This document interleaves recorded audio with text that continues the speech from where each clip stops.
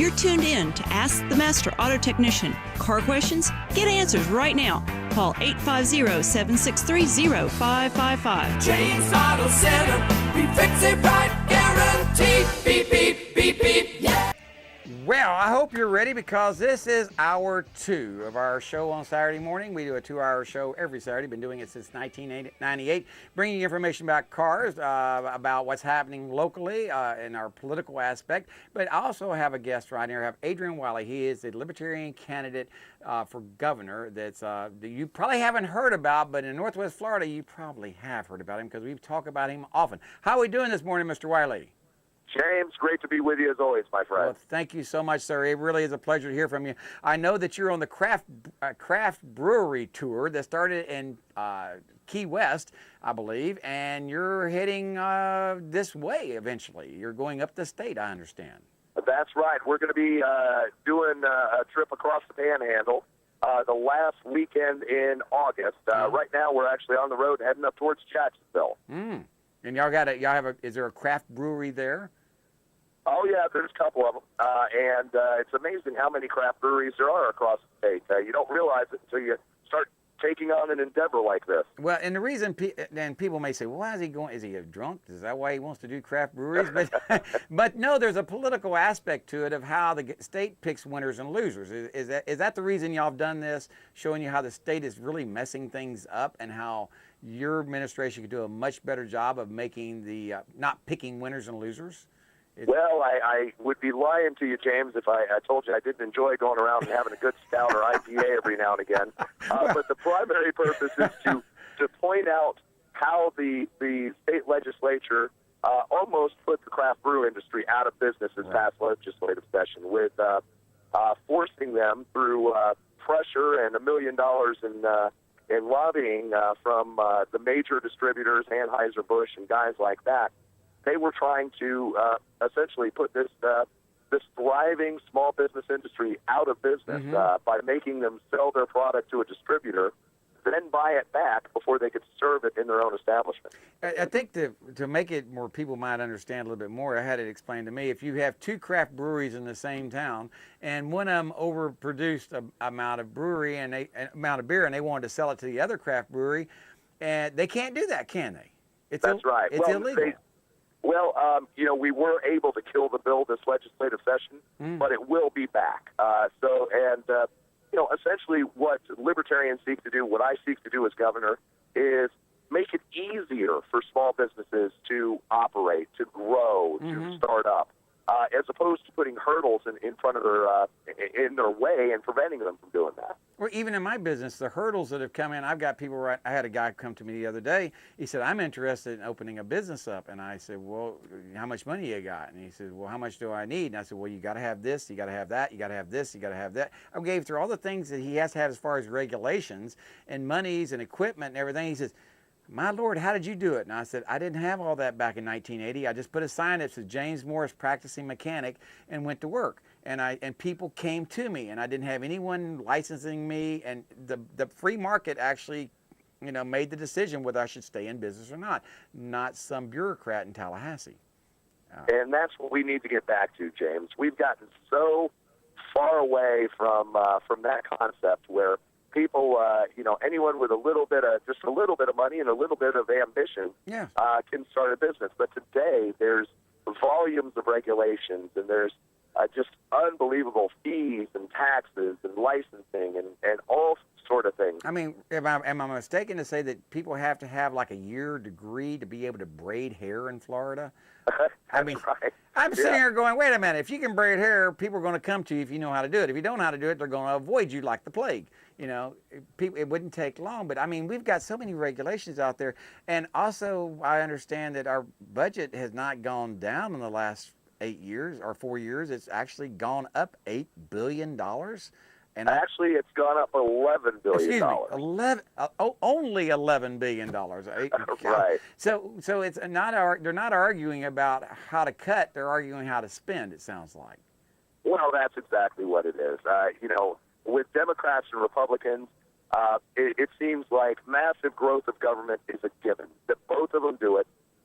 Rick Scott, who claims to be a fiscal conservative, just signed the largest budget in Florida's history, the most the state of Florida has ever spent. How big We is it? spend more than Russia spends on defense. How big is it? 80? What is it? 88 billion?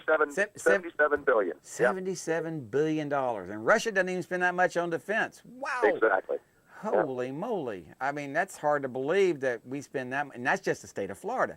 Now, what was it? So he went up, so he raised it $11 billion, the proposed budget, from what it was 4 years ago? Right. So exactly. So when he took office, it was $65.5 billion. Now, I know my business doesn't grow. We can't add, even if I'm, doing really, really well, we don't grow at that rate. And we're going to, things get, but we also try to pay things off and actually get it where we don't have to spend so much every year by being good stewards of our money, paying attention to detail. But right now, it seems like we have all these non-bid contracts going out. How would you do different on non-bid contracts?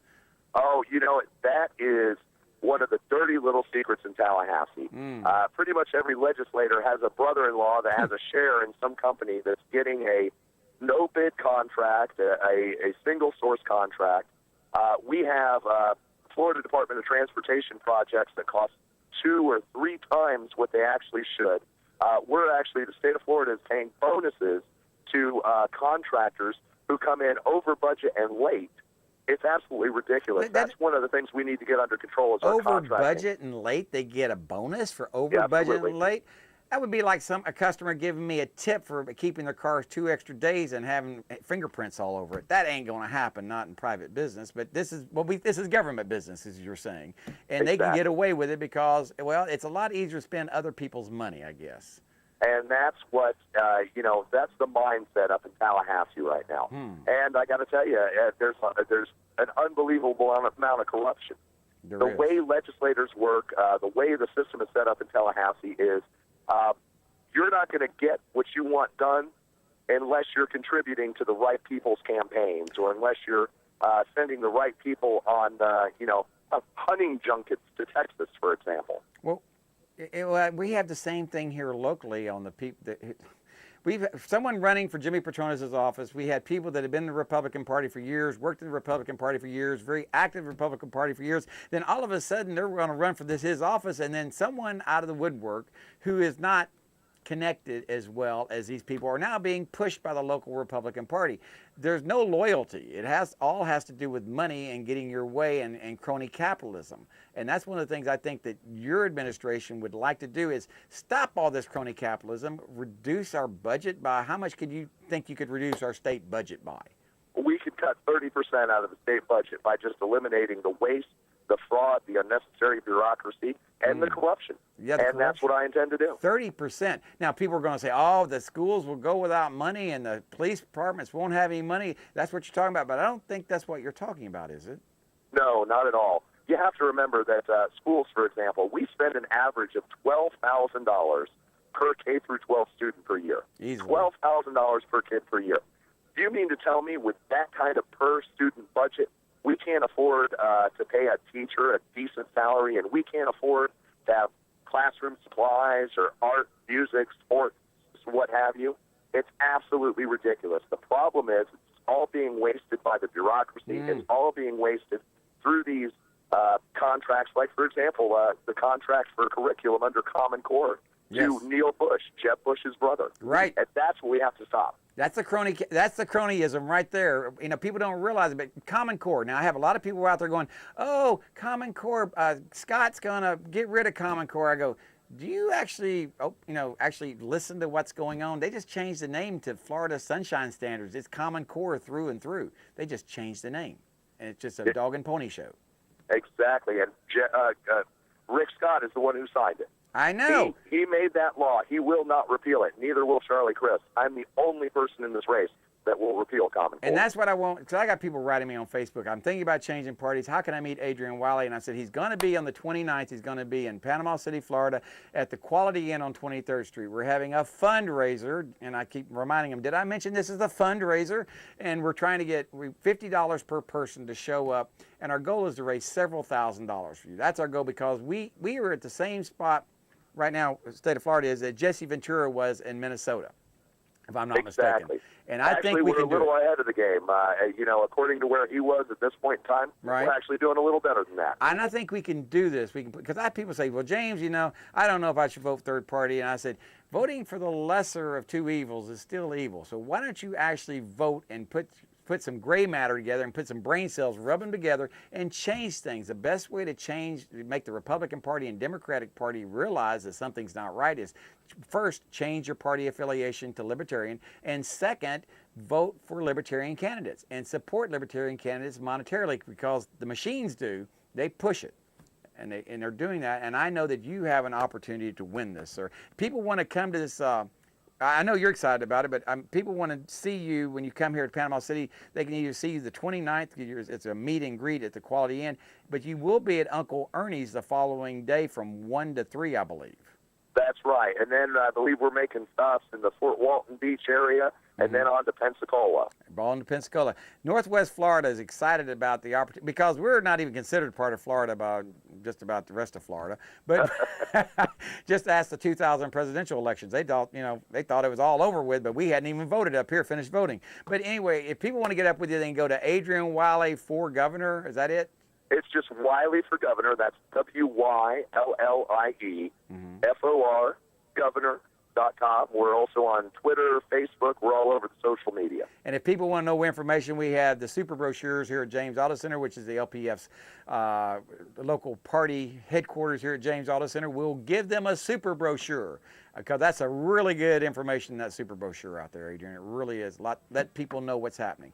All right, sir, we got to go, and we will talk to you again later. But hopefully next week we'll get a chance to talk to you as we lead up on the craft brewery tour. So you have a good afternoon, sir. You too, James. Take care. Bye-bye now. Hey, if you got a car question, give us a call, 850-763-0555. I got like 10 minutes I can answer car questions. We'll be right back. James Auto Center, we fix it right.